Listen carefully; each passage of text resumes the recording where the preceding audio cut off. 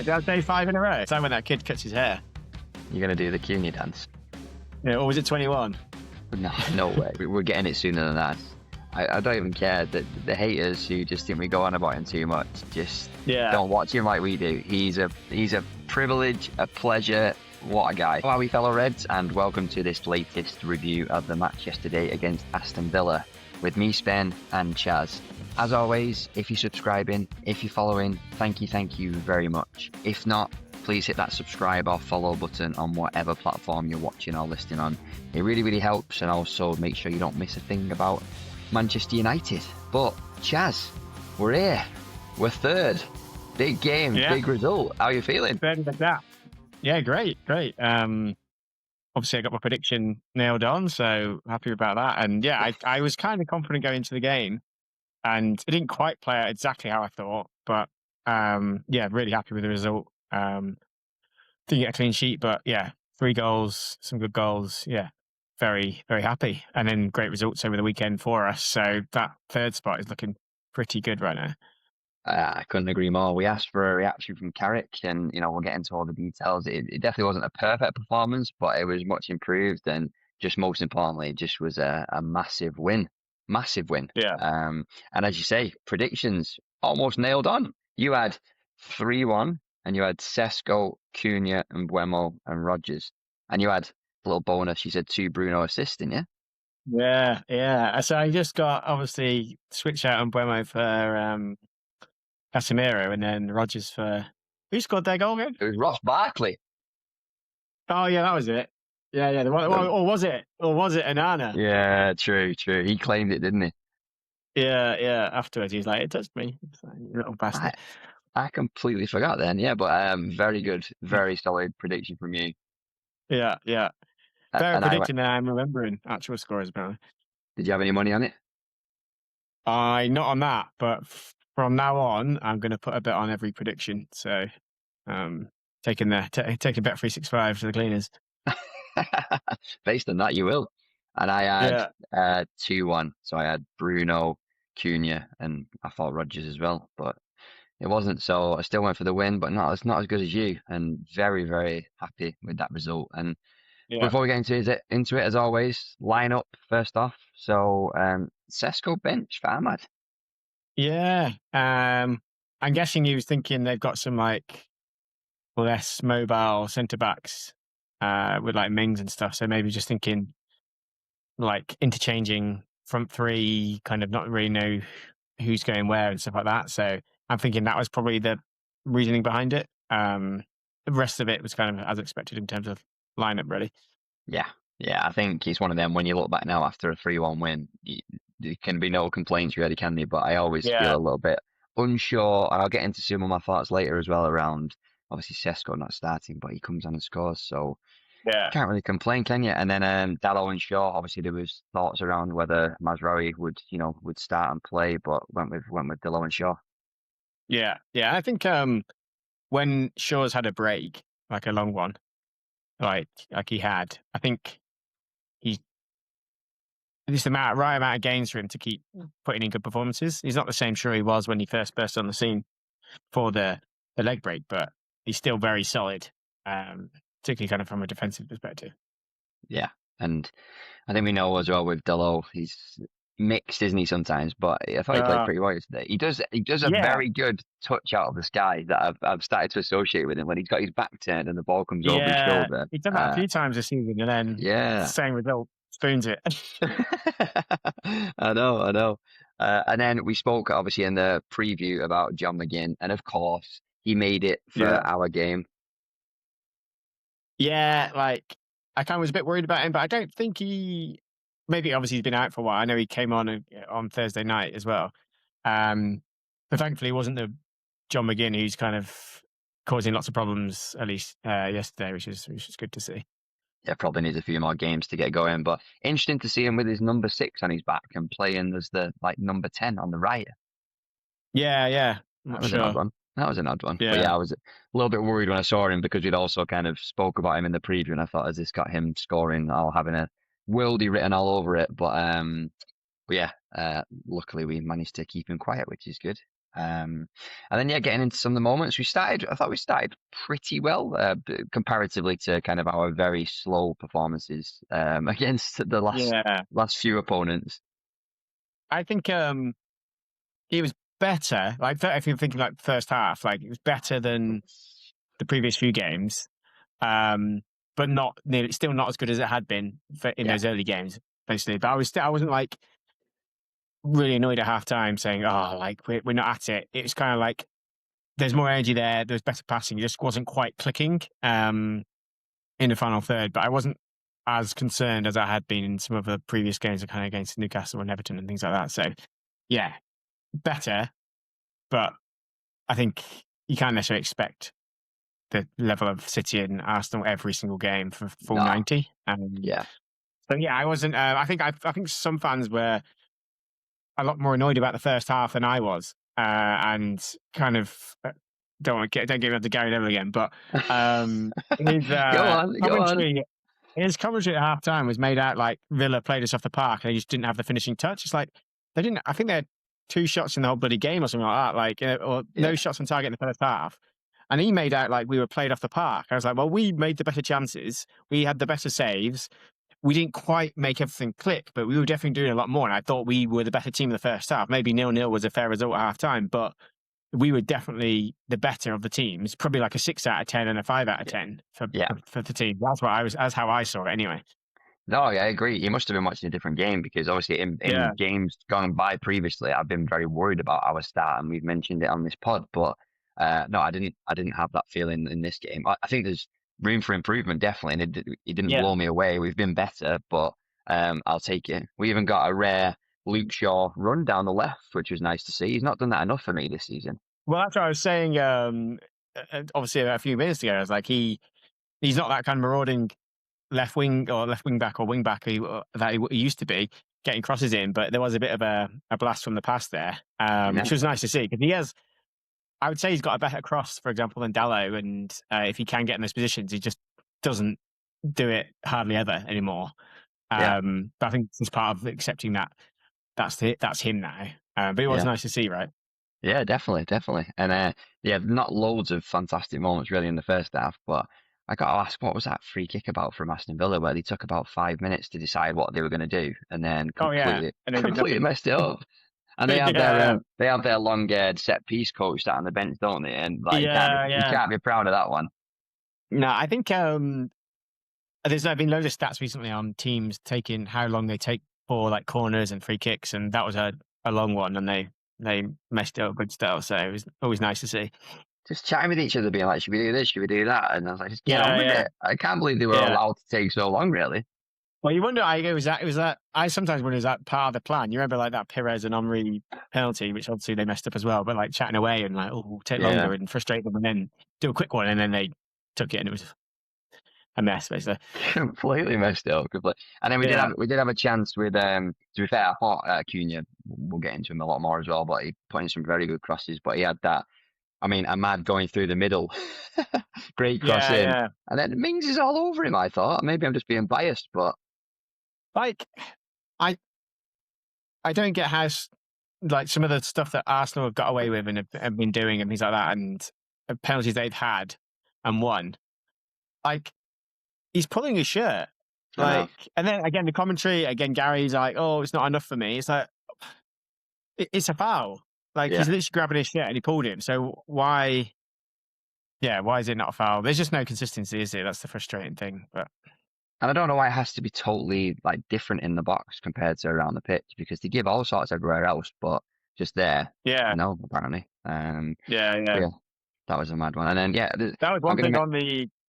I was going to say on the crossing in the first half. I was like, that was perfect for Sesko. Like some of those balls were really good, and he was the one who would be making those runs across the box, or across the French post, or in the middle of the box. And it's Mbeumo and Ahmad who combined are about the same size as Sesko. So it's like that's who you needed in there to be getting in those end of those crosses. And it was a bit frustrating. Like, why are you playing the game plan we've not been playing when Sesko started against Newcastle, but you're playing it without him?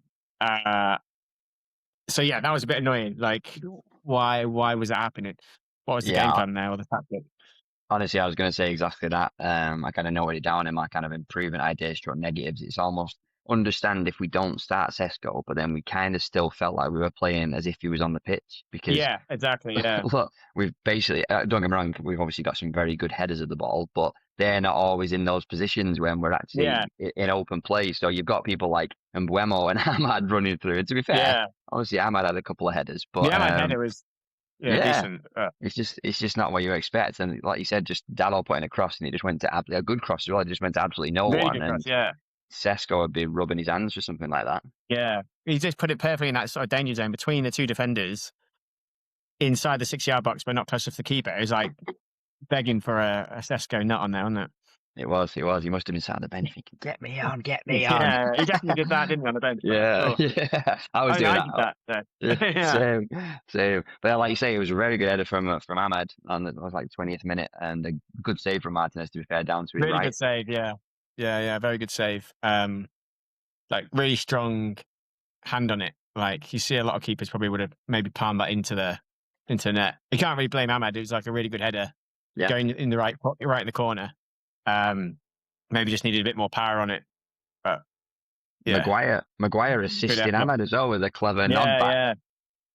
Nice cross back. Yeah. So yeah, it was good chance. That's probably the best chance of the half. We just forced the best save of the half anyway. Other than maybe Dalot's opportunity, which was probably, I don't know. Was it an easier chance? I don't know. It's hard to say. Like if that was Cunha or Mbeumo or Bruno or Cesko, then you'd say it's an easier chance. But for a right back, maybe not. Yeah, I mean, a wonderful pass, which we will definitely come on to again from Bruno. But like you said, just probably the wrong player at the end of it because to be fair to him, makes a great run, gets himself in a great position, but he's just not there. Yeah, again, but he just hasn't got that kind of end product, obviously. Yeah, I guess it was he touched it around on his right, which is obviously a stronger foot, and then he obviously took the shot on his left, and it kind of just like almost shinned it. And again, it was one of those ones where if he scuffed it or made a worse connection with the ball, he might have had a better chance of scoring. But because he just fucking ballooned it, it didn't. Didn't work out. Yeah, but and I love a tackle probably as much as a goal as well, and so does Yoro because he put in some very good ones. And that one on Rodgers, he started a counter from that as well. That was the one where he slid and made the pass with the like on the floor, right? Yeah, very good. Yeah, really good tackle. Like I enjoyed that. I thought Yoro and Maguire had a good game, especially defensively. Like they both had a bit of kind of odd moments on the ball where I think Yoro passed one straight out and things like that. But these kind of things can happen. But defensively, I thought they did really well. Like they kept Watkins, who you think would have had a bit of confidence after scoring on Thursday, kept him pretty quiet, kept Rodgers largely quiet, and then made some really good kind of tackles when they had to. And I thought I was pretty pleased with them yesterday. Yeah, same. I think we've said he's been a bit nervy and stuff in some games, but he's starting to get that, that assurance now, really, a little bit of, okay, like I know what I'm doing here, and we know he's got all the potential in the world, so he just probably needs a little bit of, he needs games and he needs confidence because he played really well yesterday, and I loved some of them. Love some of them tackles that he did, and that counter ended up with a long range effort from Mr. Bruno. One thing as well, I was watching on Sky and having to endure Gary Neville, but they flashed up about Ollie Watkins and his longest drought, and I hate them stats because I just immediately think, right, you've just teed up now. Yeah, you've teed up Ollie Watkins to score, but we managed to keep him quiet as well, which was good. But I think generally, like I say, first half, I definitely don't agree that it was like a bad half. Yeah, it wasn't a perfect half. I thought we huffed and puffed, and I thought I thought we edged it really, if anything, but not lots to really kind of sing about or get too excited about in the first half. No. Yeah. It was one of those halves where I don't think Carrick's the kind of hairdryer manager, but I don't think he needed to go in there and really kind of get a rocket up them. It's just kind of a few tweaks. Like I feel like the energy was there. Yeah. Just the execution wasn't quite there. So I feel like at halftime it wasn't a rollicking or anything like that. It was kind of just some tweaks here or there, be a bit better on the ball, and it will come. And obviously it did. So yeah, I think it was an okay half. I think we just thought that Yeah, agreed. And then second half, really bright start, I thought. And Mr. Bruno Fernandes absolutely ran the show. What a player. Yeah. I think just sometimes when you think a game could drift, like he just takes so many risks. And he's always thinking, okay, I need to create. And that's such a good mentality to have. He doesn't want to pass sideways. He wants to, he's always like, whenever he gets the ball, he's like, okay, he's looking forward. He's like, who can I pass to who's in front of me? Or who can I pass to who can then pass forward? Like, I think, again, we keep saying it, he's so underrated still. Yeah. But you know, all kind of, professional players. I saw Grealish did a post watching him, and you're like, when players like that are kind of recognizing it, you know how good he is, and you know how many people would love to play with him. And then obviously the stats he's picking up in the season, and I think he'll break that record. Like I just can't. He's so good. I'm running out of things to say about him, but other than that, he's just so. I messaged you obviously saying we'll get to obviously man of the match, but like sometimes I'm trying to think of someone else just because it's getting boring, but he can't. He's just so good. He just keeps producing. It's not fair on him, like, because he just if he deserves it, we got to give it him, and we got to keep talking about him because he's that good. I thought yesterday as well, his composure on the ball. He was just like stopping dead at times and then just dropping the shoulder and just moving the ball about, and he was special to watch yesterday. I thought he's always a bit of a joy to watch, but yesterday was just levels, I think. And then obviously early on he had that counter, put Brian through and had that early chance, but then straight after. Goal, corner from Casemiro. And again, just them two combining on corners is just a thing of beauty. Many, of the 7 goals Casemiro scored, I'm not sure how many. Is it 5? 5 assists from Bruno, which is, so good. Like, again, amazing ball. Again, what I like about it wasn't, there's not shenanigans. It's not like a second ball. It's not like rugby in the box. It's a really good ball to the front post and a great like glancing header by Casemiro, who just gets in front of his I think it was 2 defenders he got in front of. And really good header, like a really good connection. And then just a great ball. It's really, and I think we deserved that goal. Like I think we started the half well, and then got that early goal, which is good. Really kind of impressed. And Casemiro again was good as well today. Like not as good as Bruno, but like to get the goal and played the full. Did he play the full 90? He did, didn't he? Came off for Ugarte. But thought he was really good again. I know there's lots of chance for one more year, which I like the idea of it, but also kind of want him to go out on a high. Like I guess if you put his wages in by 2/3 and he goes down to 100 grand or something, then I would, but I don't really think it's another 350 grand a week risk we need to kind of like I like him around. I think I don't know, like for the money maybe not, but you just wonder like would he tarnish himself if he can't keep performing like he's done this season. And I want him to go out on a high because he obviously has a massive affection for the club and we have a big affection for him, so I kind of want to keep it that way. Just one more year Casemiro.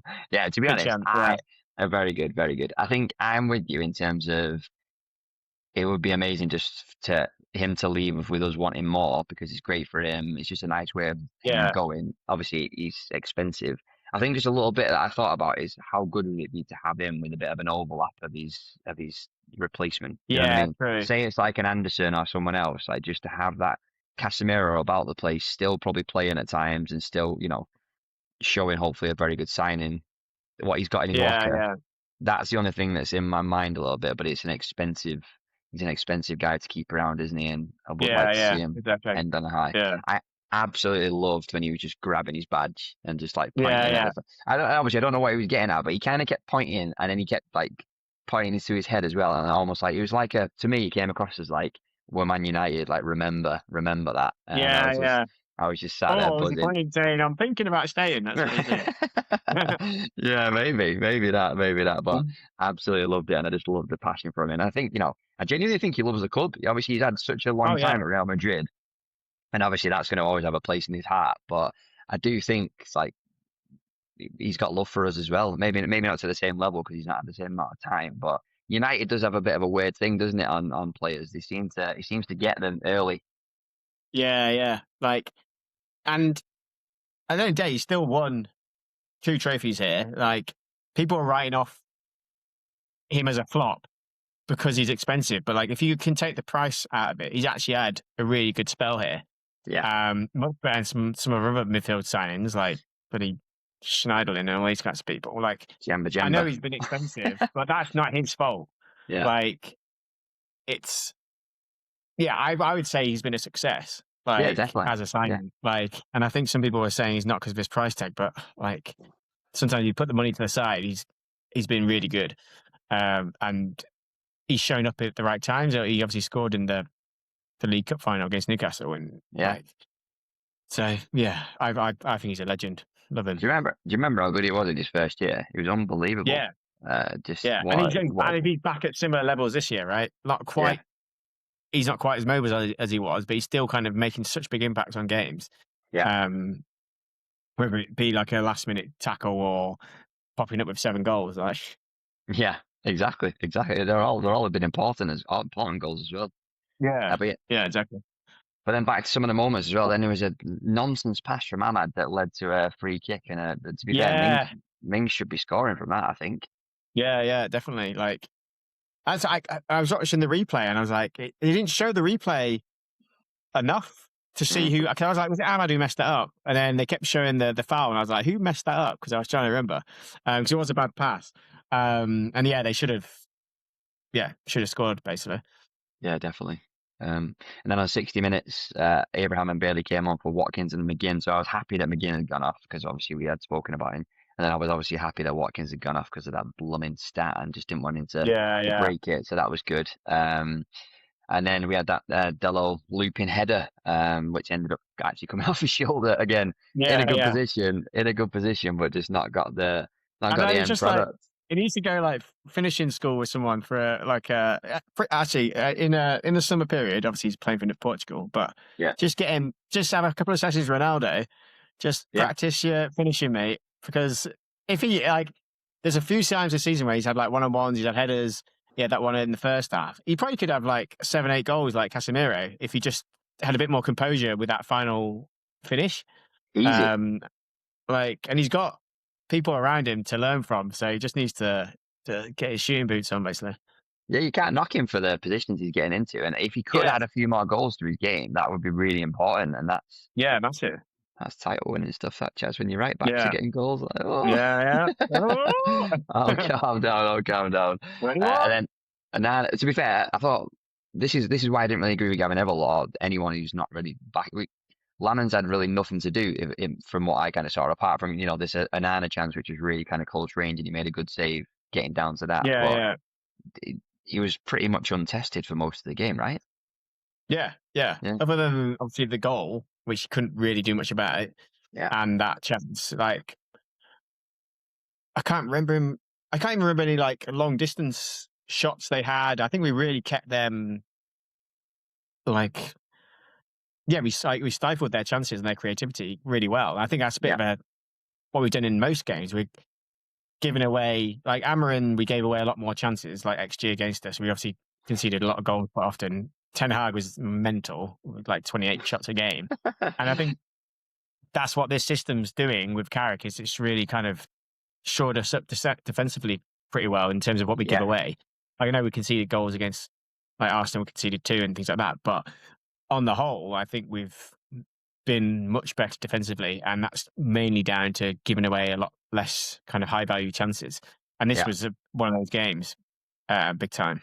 Yeah, I agree. Yeah, and I didn't think he had much, but like you say, the goal, unfortunately, from Ross Barkley, even though we forgot about him. Do you think he should have stood? I genuinely think. What are you thinking? First of all, I'm going Mings handball. He basically caught it.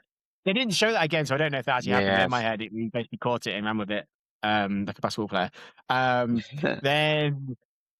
Then the Barkley shot with Onana in front of him. Like, well, obviously because Lamens was going the other way anyway, maybe that's what stopped it from being interfering. But he was stood in front of him, and then I think it touched him. Like, He basically said he did, from what And we he saw. said he did. So, yeah. And I think there was one of the views, and to be fair, Gary was like, that's the one way to check. And they didn't check it again. I'm like, why are you not checking that view? Because that's the one I thought it slightly deviated. You can kind of see the ball kind of straighten up a tiny, tiny, tiny bit. I basically think it should have been disallowed, obviously. What do I think? Yeah, when I saw the Mings thing, I immediately shouted handball, but then I didn't get a chance to really see it up close again, so I'm not too sure. And then it was annoying because the kind of ball from Luca Dean is a bit stuffy anyway to get to Ross Barkley. Yeah. And then, to be fair, it's a very good finish. And this is where I'm a bit torn because obviously if it has hit him, then of course. But the same thing as well, he's not like in Lemons' way as such in terms of he doesn't stop the ball going in or anything like that. But obviously, if he's looking out at his goal, he sees Onana as someone where the ball could basically come off and then he has to react the other way. So there is an interference there, but I guess that's a hard call. So, I would say I was annoyed by it, but didn't really see anything conclusive enough either to go. Yeah. Drawn or lost, we'd be fuming, right? I'd be livid, and I'd be saying, I'd be saying it has to be chalked off. We have to stop the bark, yeah. Exactly. But luckily, it wasn't an issue. But it was funny that he zoomed in on him and he basically, is he stupid? He knows there's VAR. Why can't he look back at that and say he just said he touched it? He definitely said it, didn't he? He wanted the goal. He was like, "That's my goal." He wants his 25 grand bonus, or it would be from a. I think so. Goal bonus. Oh, it's funny. You just reminded me back on actually the Casemiro goal. I saw an interview with Bruno where he said he's been saying to Casemiro that he should be giving him a bonus for all his assists, and Casemiro has basically said you should be giving me one for all the assists that I'm converting into goals. Yeah, that's funny. And then we had that Abraham chance that Dalot did block well. To be fair, so. Another bit to him. And I thought around that spell then Villa did actually come to life and they looked quite dangerous and I was a bit worried, to be honest.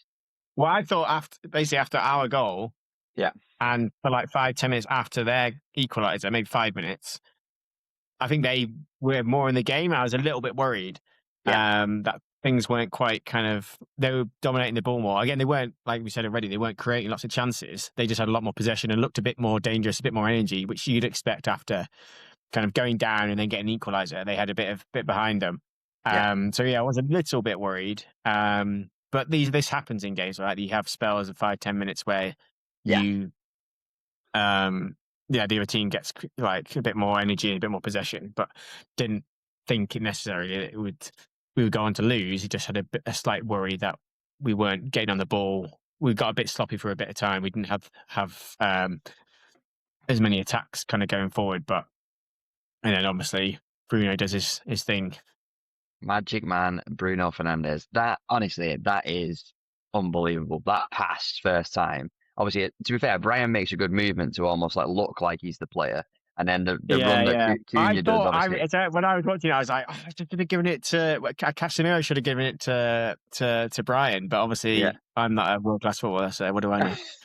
What do you know? Because that pass, that movement, and then to be honest, your mate Gary Neville did say it, but what a finish! It's for him to just that first touch to bring it inside, and then just to kind of bottom corner finish was unbelievable. He had a lot to do. Obviously, it's a really good pass, but it wasn't it's a foregone conclusion. He had like a player on him. He had one player to the right of that player, and then obviously he has the keeper to beat. And like you said, that touch to open his body up, and I think it was Gary Neville said it. It's like very Henry finish like that. Henry used to do those every week. It was very much like that, kind of that first touch, acceleration, and great goal.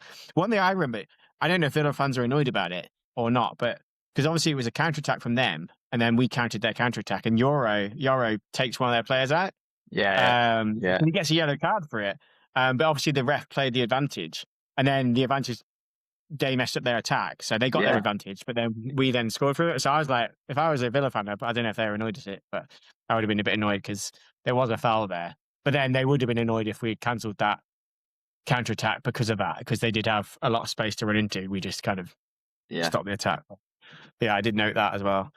Good point, but it would have been such a shame because what a goal! And then we got to see the Cunha. Are we getting it, Chaz? When we getting it? No, I can't remember. Did I have day 5 in a row? It's like when that kid cuts his hair. You're gonna do the Cunha dance? Or was it 21? No way. we're getting it sooner than that, and it has to be. If we're waiting this long, it's got to be special as well. But I love that celebration. He's just such a cool guy. Yeah, he's cool. Great time to score as well, because like I said, Villa was coming into it, so that just kind of like, took the wind out of the sails, which we needed, and such a good and they didn't goal. do much after that either. Like, they weren't really threatening much after that either. Like, I think that just knocked their wind out of the sails for the rest of the game, I would say. Yeah. And then not long after, Cesko, Big Ben came on for Brian. Brian wasn't too happy, actually, a bit taken off from what I saw. So I don't know if it was... Did he... I don't think he's been very good, no. I'll be honest, for the last 3 or 4 games. Yeah. And I don't know, maybe he's got a bit of a knock, I was thinking. Maybe he's got a bit of a soreness. And I was hoping that's why he was a bit annoyed. That he's just got a bit of a niggle that's kind of affecting his game. But he's not been great the last few games anyway. So he was the right person to take off, in my opinion, anyway. So I think Carrick made the right call for it. Because I think I saw a stat. I don't think he had a touch in... Do you think he had a touch in their box in the first half? I don't know if he had one in the second half either. So, yeah. Like I say, some of the bits he does, like they say, the movement that ended up being Cunha's goal to help and make take the goal, it. But I agree with you. Like, obviously, he made a pretty promising start, and he's got goals in him, so we definitely want a little bit more. But he got over the frustration, and he was clapping the fans on the way around and stuff as exactly. Well, because they started cheering him on, so he wasn't annoyed for too long, I think.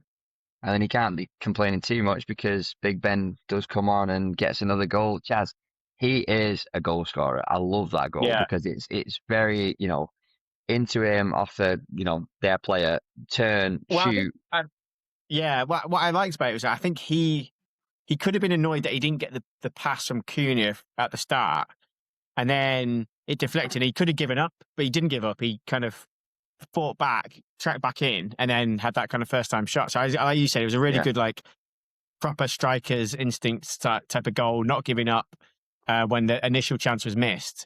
That's what I really like. Cause, again, not going back to Højlund too much, but I feel like if he didn't get that, you can imagine him being like, especially obviously last year when he was getting no service, he could have been like throwing his arms off the floor, being annoyed. But Cesko was straight back and got the finish as well. So yeah, I really like that goal.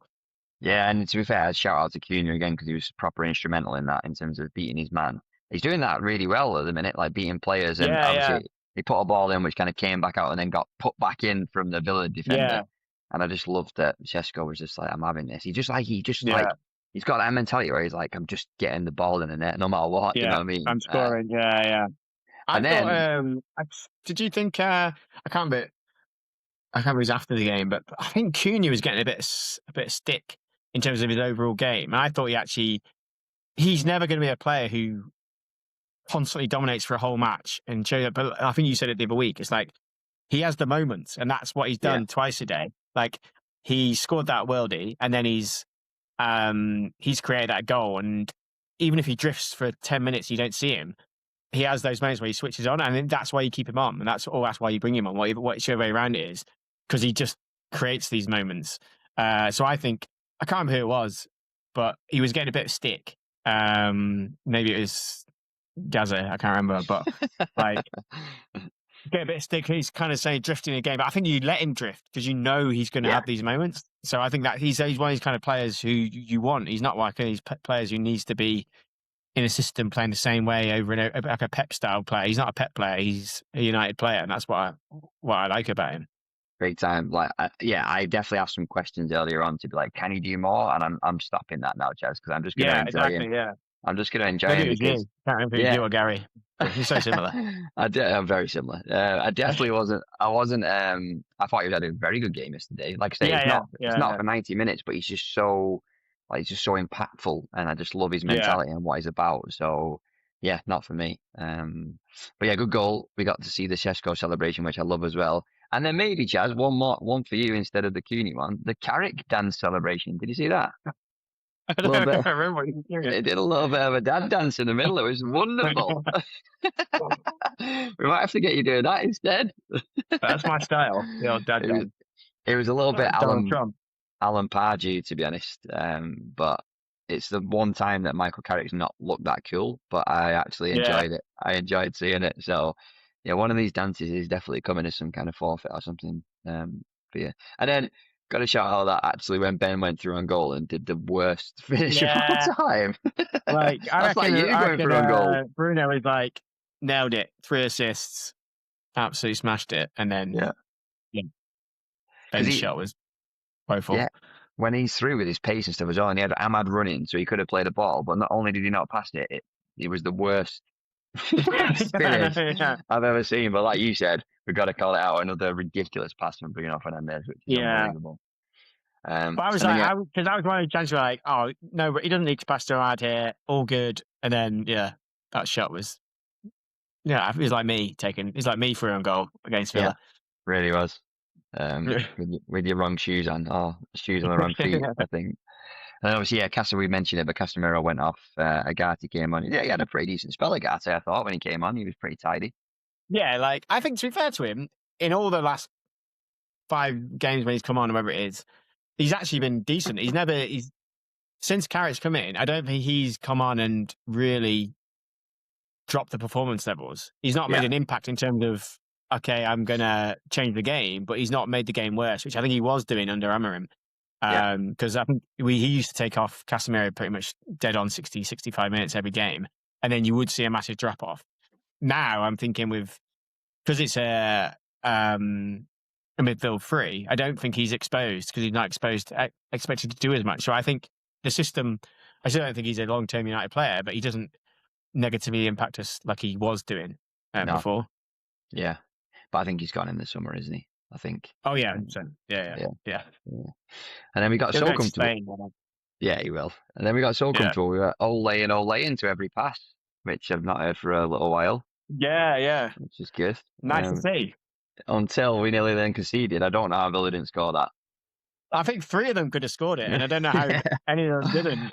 The only slight part of me was because I had a bet on which Rodgers needed a shot on target, but he wasn't him. He wasn't one of the 3. I think he was the one who passed it in to them. So I was kind of hoping that maybe he'd get a shot on target, but I don't know how they didn't score. Yeah, honestly, I was like, because didn't want to concede 1, so we got to concede 2 and would have made it harder than we needed to. But the main moments really for me, Chaz, but just generally, like, what a win, big win. Like you said, it wasn't like the best performance in the world, but to beat kind of your rival, to put some distance in between us, like bit of pressure after losing to Newcastle. Like, I think Carrick again put another, like, I don't know what you call it, notch on his side or whatever it is, but for him kind of being future mad, he's kind of ticked another box. He's responded to a loss, his first loss. Yeah. And it was a high pressure game. Like, if we lost this, you could see again he's not good enough. It was just a manager bounce type thing. But yeah, we had to win home, like against a tough team and against a manager who's very good at kind of one-off games as well. Like, he's very tactically kind of very good at setting Villa up to win these sorts of games. So I think he did really well. And got to take it. I agree. We asked for a response and we got it. And before we get to man of the match, which I think is going to be pretty obvious. Player ratings for you. Any players that stood out? You mentioned a few through this, but anyone that really stood out to you? Yeah, does he get the man of the match? Obviously, we know he's getting man of the match. So I would say, like I was saying, Cunha didn't dominate the game or show up constantly, but I think his impact he has in these small spells deserves. I think I'd say he'd get like a decent 8 out of 10 for me. Yeah. I thought Casemiro and Kobe kind of is one of those games where you didn't need them to. Well, it was one of those games where they were like solid 7-8s. Like, they didn't really do anything amazing. Obviously, Casemiro scored, but like from an actual midfield perspective, didn't do anything amazing. But I think that's almost a good thing because it showed that we kind of dominated the midfield without having to be like Captain Fantastic type vibe. They just kind of controlled things. Things ticked over. Kobe I think he was better than he has been. He was a bit more progressive, wasn't so sideways, wasn't so nervous on the ball. And you saw a few of those kind of nice touches from him again. Because there's a few times where he was in and around the box and he didn't just pass it backwards or sideways. He was trying to, I think there was a couple where he played it through to, I think it was Dallo into the box and things like that. So yeah, I think they were solid sort of 7-8 out of 10. Like I said, I was happy with Yoro and Maguire again. 7-8 out of 10, like decent. I don't think anyone really, other than Bruno, deserved like a 9. I think they were all kind of 7, 8 out of 10. No one had a stinker, I don't think. So I wouldn't even give anyone a 6, really. I think everyone was pretty good. Solid performance for me. Yeah, I think. I still, I'm going to probably keep saying this, and maybe it's just tough love because I like him so much. I think there's a lot more to come from Cobby, and it's just like the way we're playing now and how we're winning and doing it is great. But if he can impose himself even more, just think what he could do.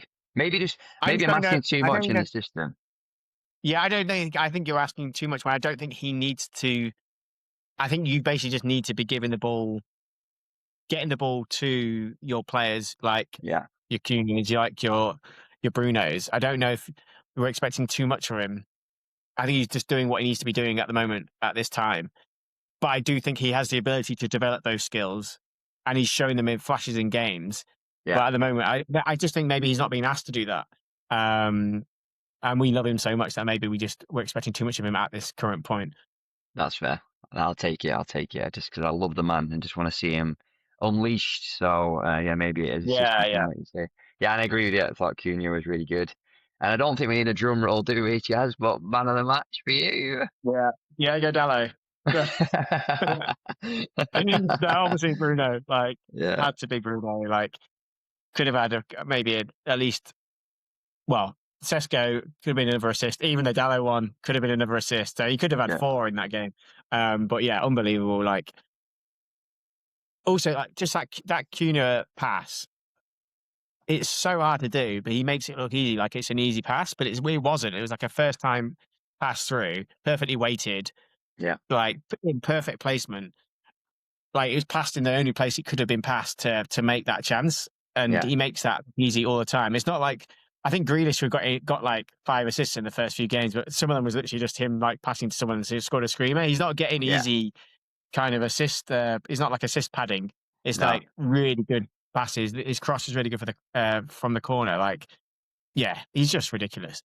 He's breaking lines. He's killing defenses. He's just putting people through, and it's just great. What I wrote down was Bruno full stop, Endo full stop, silly good. Yeah. I just was like, this guy is. I don't even care that the haters who just think we go on about him too much just don't watch him like we do. He's a privilege, a pleasure. What a guy. Is he breaking the record? You reckon? I think he is. I'm going on it. I'm saying. Yeah, so he's got the United. At least an equal, I would say. Yeah, he's got the United record now, hasn't he, over Beckham, which was massive. Yeah, now. Beckham. 16 assists, and so what he needs 4 more. 4 more to equal, and 5 more, and you're 8 games?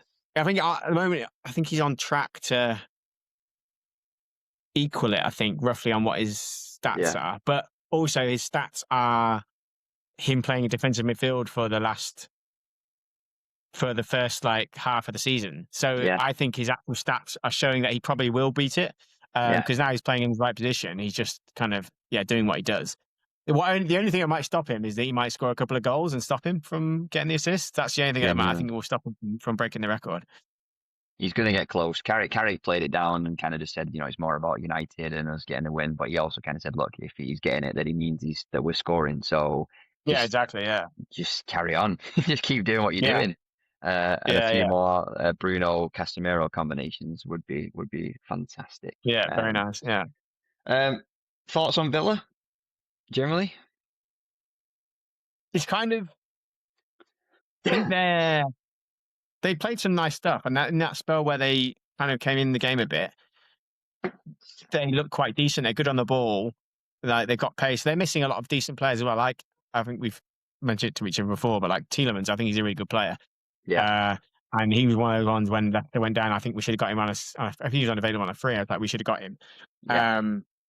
So I think they're missing some good players, but I think if Watkins isn't as sharp as he has been previous seasons, they miss him a lot because they don't really have anyone else who's that sort of should be that clinical. And McGinn not being at it. So I think, do I think they'll get Champions League football? Obviously, I hope they do because it means one of Liverpool or Chelsea have dropped out, or Brentford. I'm still hopeful Brentford could get out there. but I kind of think they are that kind of level between like Europa League and Champions League qualifiers. I think they got a great manager. I think Emery's really good. So yeah, I think they just need to be a bit more clinical. Maybe Tammy Abraham can pick up where Watkins has kind of stumbled the last few weeks. So yeah, I hope that they do finish in the top 5. Because I think their manager's great. They're just not. They're not a top 3 team. So I think they've been overachieving. Yeah, I agree. Yeah, they were a bit meh for me yesterday. I think they've had such a good start for the season, and probably the game against us at Villa Park sums them up, where they'd need to kind of score worldies to get the win, which is an issue for them. I actually do think they might slip out of the top 5. I genuinely think. Yeah, well, based on current form, right? Yeah. Yeah. So they, I think, I was waxing lyrical about Emery, but I think did Rodgers start on the right? Basically, they were better when Rodgers moved into the middle. I think he's a better 10 rather than coming off the side.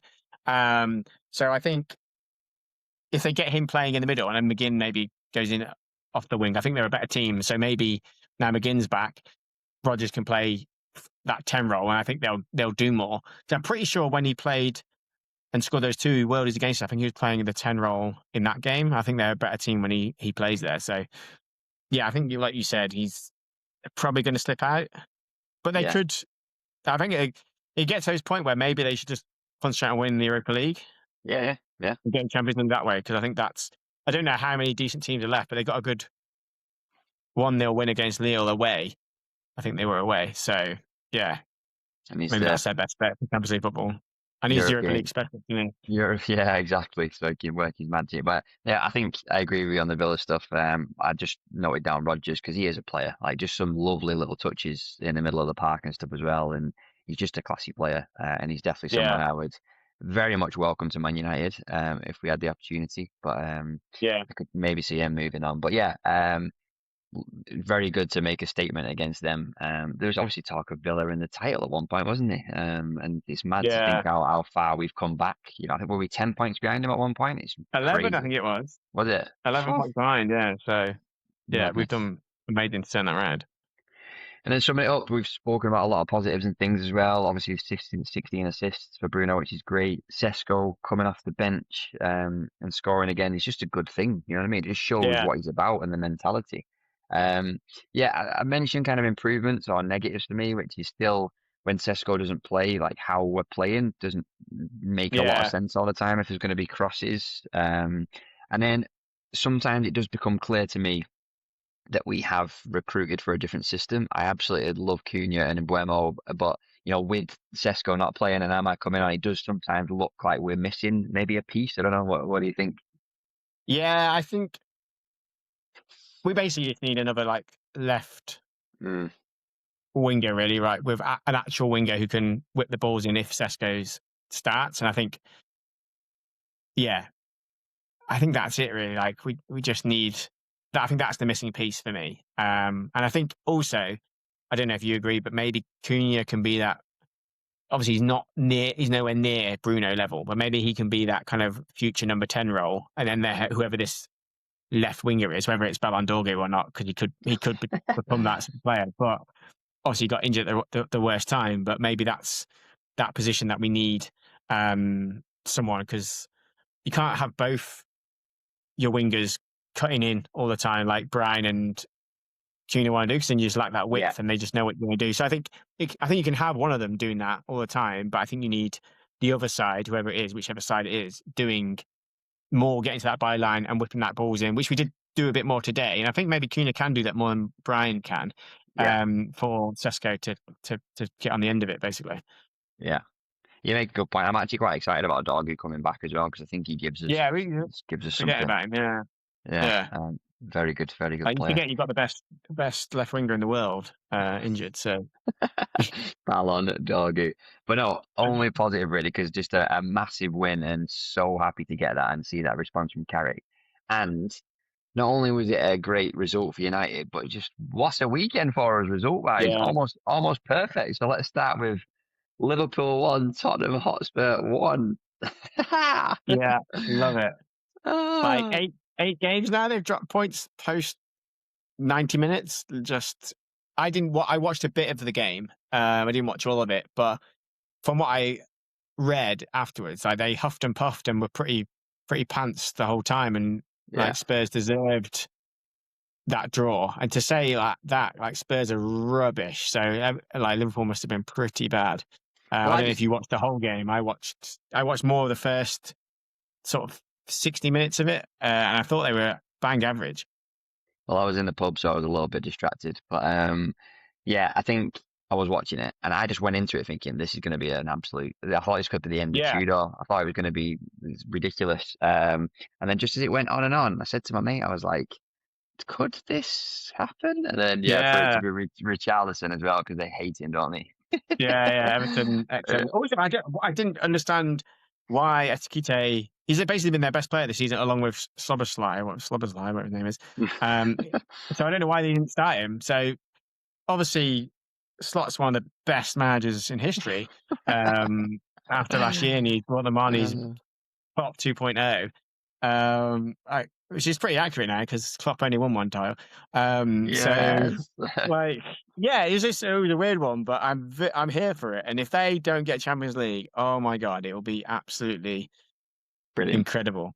I think even Szoboszlai said in the interview afterwards, like, if we keep playing like this, we'll be Conference League, and so good if that happens. Well, the old Thursday night, Channel 5 for UK viewers. The Slot, carry on. He looks like a thumb, and I hope he just stays there and keeps it going, because that was a great result. And also Chelsea lost to Newcastle. Amazing as well. I can't remember if we said. I think we said Chelsea were going to win that because Newcastle were on the back of the Barca game that we went up to it. But here for it. Like, did you see the madness of the huddle with the referee in the middle? Right. What I don't get is, first of all, why didn't they just let him out? And also, why didn't the referee say, "Guys, just let me out"? It's just such a weird situation. And then, did you see David Brent afterwards in the interview? No. So he got asked about it, and he said, like, Racine. Saying they're honouring the ball or something stupid like that. He's such a weapon, isn't he? Like, oh my God! I like him because he just brings so much David Brent energy. When I saw it on TV, I thought, when you sometimes like see AI videos and like people are a bit out of position or whatever, I honestly thought, I was like, there's no way the referee's in the middle of that. That's waiting for a lion just to pop out of the middle. Yeah, genuinely. And then I was like, he stood in the middle and just watching Cole Palmer's face when he was looking at him. That was just. Sometimes you just think, what is this? What is going on? And then literally another one, City drawing with West Ham second, Chaz. What is it, 6 points? So let me check. 8. 7. Like, well, you got to start thinking about it, because I think Liverpool and Chelsea are like 6-7 points behind. So why can't we be looking up if we've got to be looking down, right? So like confidence wise, if we beat Bournemouth on Friday, like you got to be looking at that, right? Especially because we'll have a game in hand. City, we'll have the points on the board because obviously City have got the League Cup final this weekend. So why not? I just think set your sights there, because obviously we want to guarantee a third, really, but obviously I think top 4 is what we want. But just go for second, because then you kind of hopefully guarantee with that mentality. But just seeing them wobble was good as well. And wanted to have an Arsenal-free podcast, but obviously they won, and I'm pretty much certain the title's theirs now as well. Yeah. But the one thing I wanted to mention, and we were chatting about this, is like, let me say, Max Dowman. I've seen lots of him at the minute, and he's a player. Same. He's a player. Yeah. I'm not debating that. But why do Arsenal fans even ruin that with all this stuff I've been seeing on social media about him? Didn't I? Yeah. Like, obviously he looks. I've heard about him. Like, Rio on his podcast, like, says how good he is, and what I've seen, he does look class. Like, he definitely is. Probably the next Ray Parlour. But then, like, honestly, obviously, jokes aside, he does look really good. But for people to start posting pictures of Messi coming on and like he's the next Messi, it's like, give the kid a chance. Yeah. Like, he's going to be a very good player, but don't compare him to bloody Messi after one goal, an open goal against Everton. Like, geez, man, come on. Like, I'm sure he will become a wonderful, like, amazing player. And like, I look forward into scoring lots of goals for Real Madrid or Barcelona in the future when he eventually outgrows Arsenal. Yeah. But to start comparing him already is ridiculous. They just can't have anything nice, can they? No, just calm down, guys. Yeah, and I'm just so excited for JJ Gabriel to beat his record. That's what's going to happen, isn't it? Oh, 100%. Like, I forgot to mention on our last pod, did you see his goals against Forest? Yeah. I don't even know what he did for that, like, backwards weird skill thing he did. Like, Is he an AI? Gabriel will break his record. Yeah, it's AI as well, yeah. AI Gabriel. Yeah, I think it is. I like that name. It's ridiculous. It's ridiculous. But yeah, just Arsenal again, just can't have anything nice. Yeah, they are going to win the league, and like, that's one of those games where you do say, okay, they up against a hard to beat Everton, and like Diamond played that obviously a good ball through to for Gyökeres as well, and then to score an easy own goal at the end. Got to open goal share, I should say, not own goal. But yeah, fair play. They're going to win the league. Like, what is it? The gap now is they got 6 points ahead, but they've played a game more. No, sorry, 9 points. 9 points. 9 points. Yeah. So yeah, we will be 6 points, but they do have to still play each other. But City are playing pants, and Haaland's forgotten how to score. So it's been Space Jam, doesn't he? So like, I'm gonna hate it when Arsenal win it. I'm not gonna watch or listen to anything because they're awful. But I have come to peace with that. Thank goodness in the World Cup. Yeah, this summer. Yeah, true. It is good. Distractions. Overshadow it. But yeah, let's end on a high, because what a result for us. What a weekend apart from the Arsenal madness. Like, literally Liverpool dropping points, Chelsea dropping points, City dropping points, us winning 3-1. You can't write it, Chaz. Superb. No, exactly.